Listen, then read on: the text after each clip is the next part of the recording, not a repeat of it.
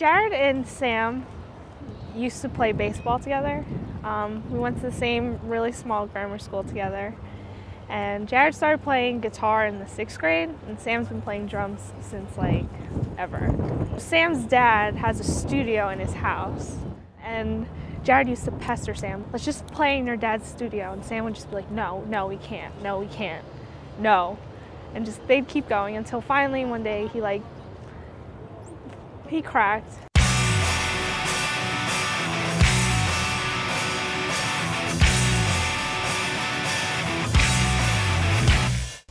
First release was the Winter Demo, 2004, which is actually really funny because we used to sell it to people, and people bought it. Don't ask me why. Like, bought it, and then I would go take the money and buy like CDs at the record store. That was the one time we joke about stealing money from the band fund. That was the one time when we actually did. Because he did it too. I did it too. I paid for lunch for like 2 months.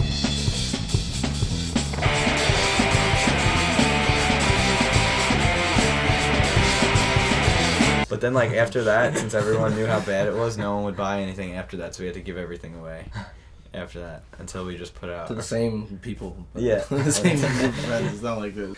New people. When we were like in high school, there's nowhere to hang out, and when they would have practice, it was right next door, so I didn't have to, I didn't have to go anywhere, and like, we were all kind of just hanging out. And then when they first were just basically only practicing before they started having shows, a whole bunch of us would just go over to Sam's house and just hang out in like the sound room until they were done, and then after we'd go out, roam the town, whatever. First show was at the Post 282. December 10th, Yeah. 2006? 5? 5. 2005. And no one would let us play anywhere else. So we had to find this place. I found this place in Harrison. And we drove out there, and it was just like American Legion Hall. Yeah, up to recently, it was the most money we ever got paid. Yeah. Because we had to sell tickets, we brought like 20 people. We all tried cramming into cars, as many people as possible. So we'd hit up whoever had a provisional license and was just like, oh, are you going to the show? Oh, can I get a ride? First t-shirt we ever made was for the first show. And I was talking to my mom. My mom used to do like lettering. They used to have a screen printing business. So I was like, I need to design a shirt. I don't know how to do it. And she's like, what do you want it to look like? I was like, I don't know, like some I don't know, some punk lettering. I don't know what it's supposed to look like. And we had like 6 of us in our kitchen, like with these like stations, like sweatshop stations. And it was all their leftover shirts from the shop that they closed like 5-6 years before that. So they were like random colors, like salmon and mint and teal and like weird colors and weird sizes, and we just made them all in the Scandals, and we sold all of them. And then the first shirt we like pressed. T-Hard original. His dad designed it. We only did 100 limited press. They always think it's me. I was gonna say it, but they always think it's me. There is a difference between all ages shows and then 18 up shows, depending on where you are. Like Bayonne, I mean. Yeah. We never really played an all ages show in Bayonne. Except for Nick's house.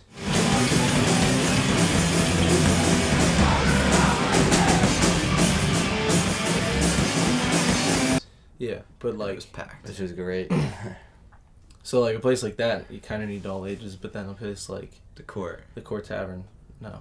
Yeah, everyone's 21 there, and then we've been playing with so many bands that are older than us. I mean, so it doesn't matter, like all their friends are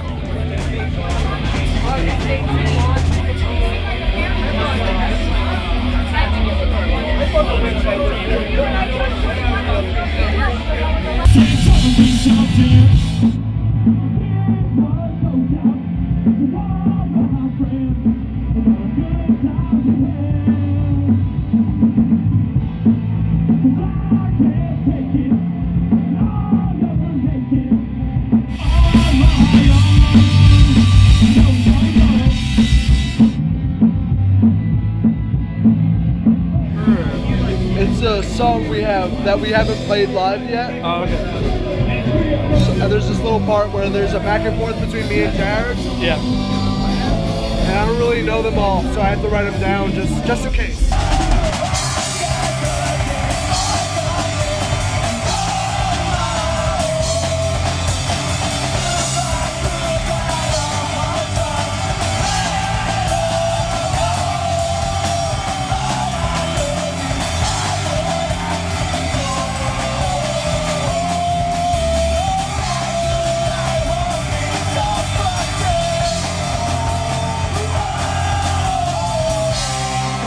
too. If anyone lives near Trent, come barbecue at my place and then we'll go see a punk rock show. Burgers and beers.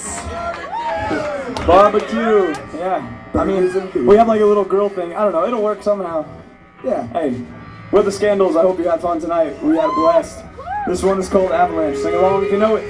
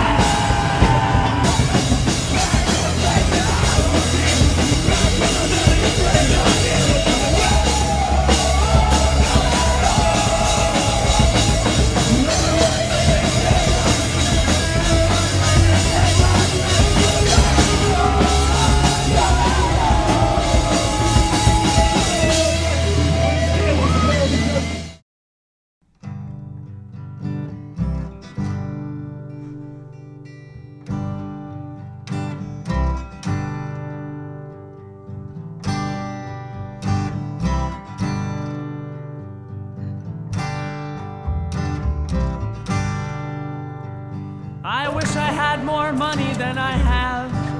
Go up more. And I know that that's not punk, but I'd like to pay my rent. And I can't survive without money. Who wants cheese? I can't survive without money. That thing is sad. Our band shot that we posted something. With a tray. With a tray of meat. With a handful. And I want to eat red meat. I want to feel it digesting inside of my tummy. I can't survive without money.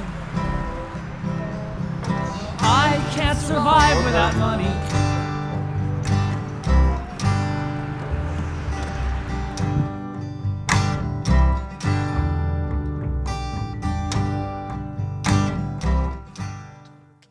At our first full length last June, called The Sound of Your Stereo on Skeleton Crew Records. I was worried that if they got signed, that they would get all these crazy fans from the middle of nowhere. But I don't think it changed a lot. Like, I still can check in on their MySpace and their like Facebooks. And it seems like a lot of kids who are not from Bayonne that listen to them, like really just genuinely like the CD, which is really cool. It's 14 songs. 43 minutes long. It's on iTunes and stuff, which is weird. I don't know how I feel about iTunes. I don't buy anything on iTunes.